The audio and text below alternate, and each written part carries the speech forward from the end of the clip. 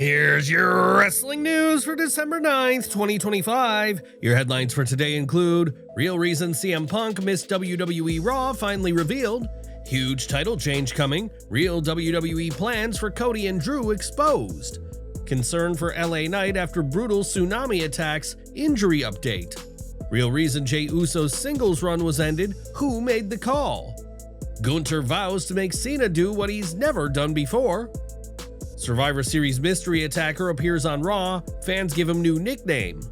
AJ Styles and Dragon Lee to battle NXT TNA Dream Team at Saturday night's main event. Bron Breakker makes shocking AJ Lee comment to rattle CM Punk. WWE fans question Liv Morgan's motive. Is WWE planning Femi to beat Cody Rhodes? Huge hint drops and more. We are starting off today with CM Punk, as the Second City Savior was nowhere to be seen on Monday Night Raw this week, and now the real reason is out.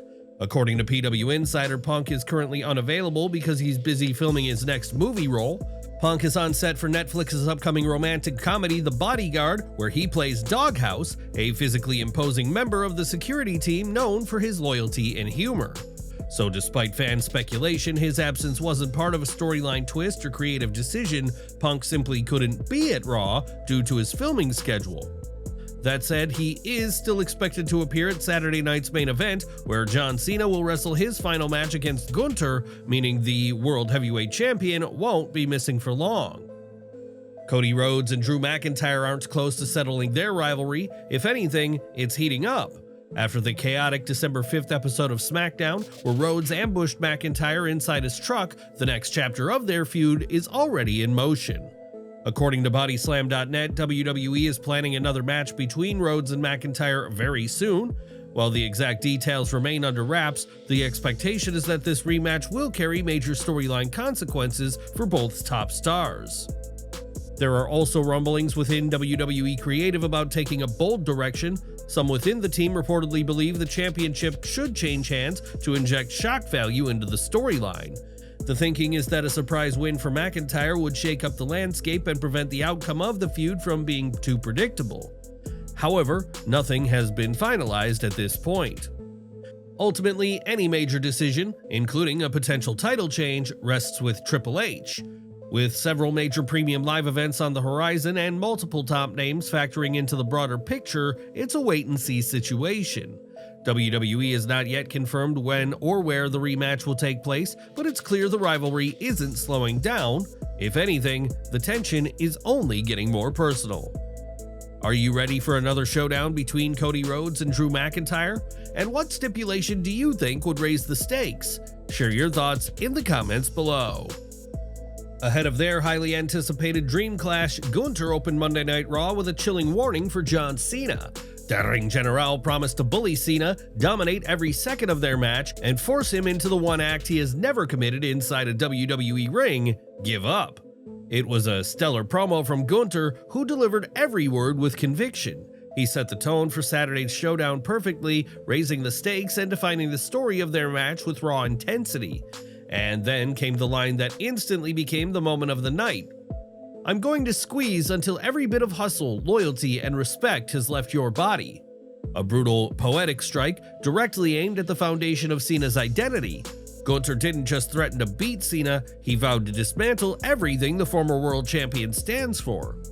With the final match of Cena's legendary career just days away, Gunther's words have added a new layer of drama, and perhaps doubt, to a story already loaded with emotion.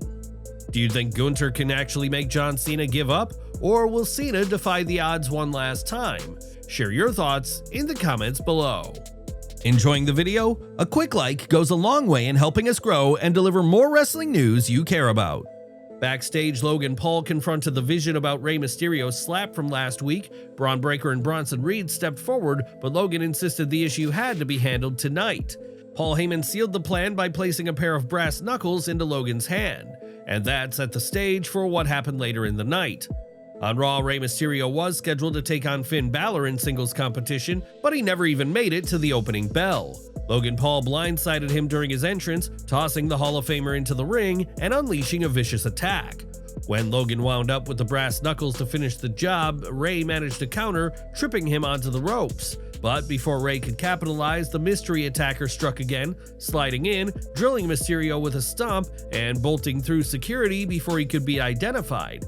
Logan then cracked Rey with the brass knuckles, only for LA Knight to hit the ring and make the save. Fired up and frustrated by his own recent setbacks, Knight laid down a challenge for Logan later that night.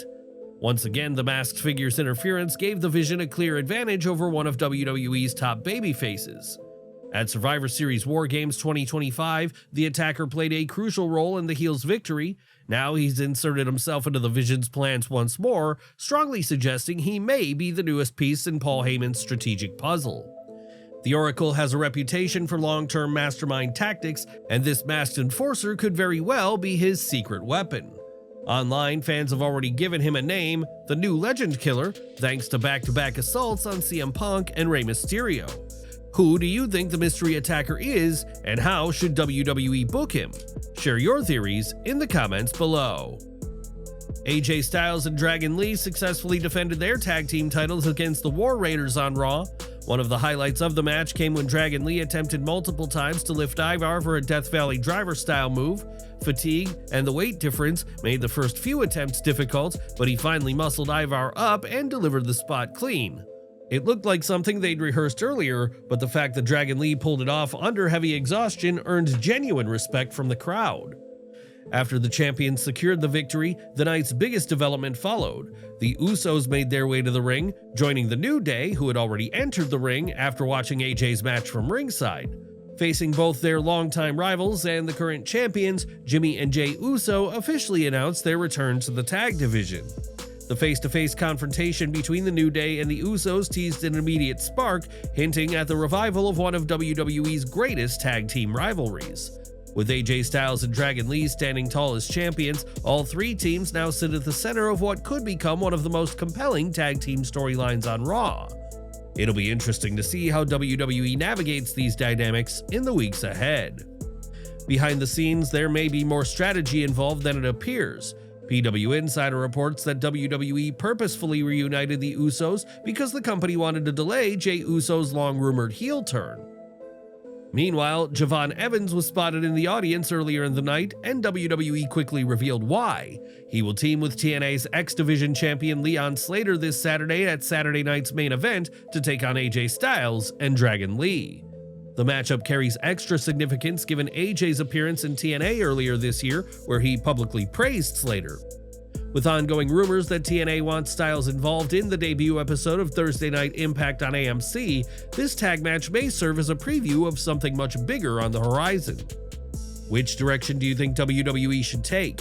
Should the Usos get the next title shot? Should the New Day step in? Or should this become a three-way rivalry? Share your thoughts below. The main event on Raw kicked off with Logan Paul attempting to blindside LA Knight, hoping for an early advantage. Knight, however, shrugged it off and went straight after the social media sensation. The momentum swung back and forth as Bron Breakker and Bronson Reed watched closely from ringside, waiting for their moment. Eventually, the numbers game caught up with Knight. Interference from Breakker and Reed temporarily dropped him, forcing the referee to eject both men from ringside. But as Knight hammered away at Paul on the outside, the black-clad mystery attacker appeared once again. He drilled Knight with a stomp, allowing Paul to capitalize. The Maverick hit a frog splash and scored the pinfall victory. The beatdown didn't stop there. Breakker and Reed returned, with Breakker delivering a spear and Reed hitting back-to-back tsunamis. The heels stood tall heading into the final commercial break of the night. With Knight still laid out, Bron Breakker took the microphone and shifted the spotlight to his WWE Championship match with CM Punk, scheduled for the January 5th edition of Raw. Speaking directly to Punk, Breakker tore into the current version of the Best in the World. He questioned Punk's identity, mocking his straight-edge reputation, and saying he now looks like the biggest crackhead you've ever seen. Breakker made it clear he doesn't want the smiling, friendly veteran backstage taking photos. He wants the 2011 to 2013 Punk, the one who beat The Rock and held the WWE Championship for 434 days. Breakker vowed to destroy him, take his title, and even declared he would take Punk's wife as well. As Breaker concluded his promo, cameras cut backstage to show LA Knight being helped through the hallway, only for Reed and Paul to ambush him again. They dragged him toward a car, where Reed climbed onto a backstage ledge and delivered a massive tsunami onto Knight on top of the vehicle. Adam Pearce called for medics, and Knight was loaded into an ambulance and taken to a hospital as the show went off the air. This was an effective way to tie multiple storylines together while keeping LA Knight relevant even after his loss to Gunther on Friday. The booking on Raw suggests there may still be hope for a major babyface resurgence down the line. But again, this is Triple H's WWE. Nothing is guaranteed. Now, PW Torch reports that LA Knight will be written off of TV for a certain period of time. They also clarified that Reed's tsunami onto the car was properly executed and did not injure Knight, contrary to rumors circulating on Twitter. What do you think? Is WWE setting up LA Knight for a big comeback, or is this just another dead-end push? Share your thoughts in the comments below. La Primera joined Jackie Redmond in the ring to discuss what lies ahead for the Women's World Championship. During the promo, Stephanie Vaquer named several top contenders: Rhea Ripley, Bayley, Natalya, Io Sky, and Nikki Bella, before Bella interrupted and demanded a rematch.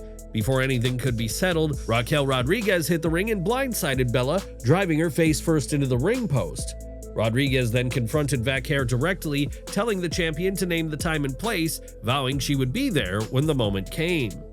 Rodriguez had every reason to be furious. Nikki Bella played a major role in costing her the Women's World Championship against Vaquer just weeks earlier on Raw.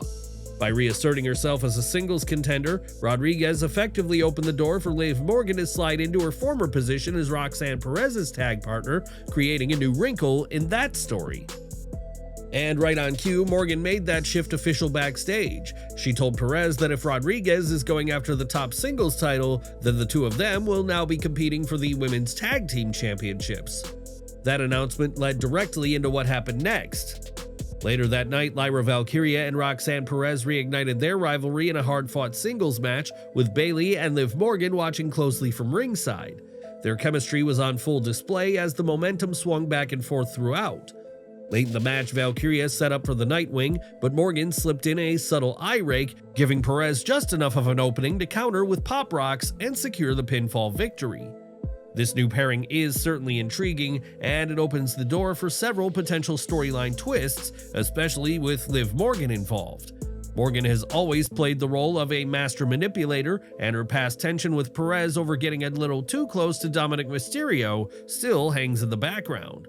It also raises a bigger question for fans: is WWE setting up Judgment Day to eventually turn on Morgan and make her a babyface, or will Morgan be the one to betray Perez at the perfect moment and get her revenge?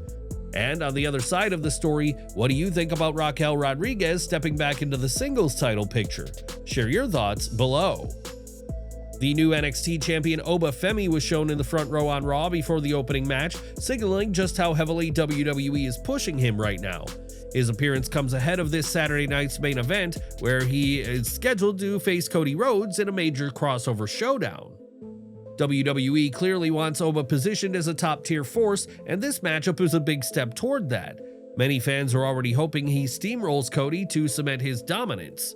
Realistically, interference from Drew McIntyre feels likely, which could lead to a no-contest finish, but Oba scoring a decisive win would be a huge statement. What do you want to see happen when Oba Femi steps into the ring with Cody?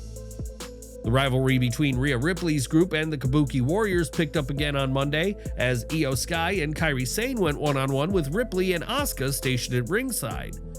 The match was a competitive back-and-forth battle that showcased just how well the two know each other.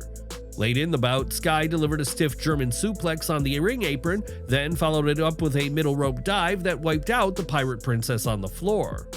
Asuka tried to involve herself on Sane's behalf, but Rhea Ripley immediately cut her off, chasing her away and giving Sky the opening she needed. Moments later, Sky hit the over-the-moonsault and scored the pinfall victory. It was a strong match that highlighted the chemistry between Sky and Sane and served as an entertaining way to kick off the in-ring portion of the show. However, it didn't add much to the ongoing storyline between the two teams or meaningfully follow up on last week's show-closing confrontation. And that wraps up this week's Raw. How was the show for you? what was the best segment of the night, and what made it work. Don't miss our next video coming at 5:30 p.m. Eastern with all the latest wrestling updates. Smash that bell icon and select all notifications so you're always in the loop.